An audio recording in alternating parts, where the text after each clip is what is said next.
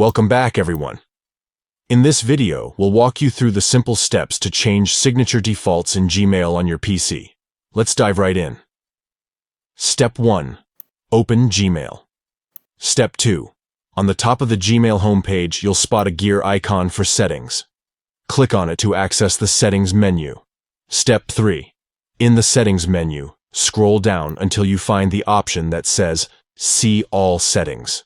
Click on it to access the advanced settings. Step 4. Look for the signature section. It should be located somewhere in the settings page. Once you find it, click on it to proceed. Step 5. Within the signature section, you'll come across an option called Signature Defaults. Click on it to make changes to your default signature. Now you can customize your default signature to include your name, job title, contact information, or any other details you prefer. Once you're satisfied with your changes, don't forget to hit the Save Changes button at the bottom of the page. This will apply your new signature defaults. We hope you found this tutorial helpful.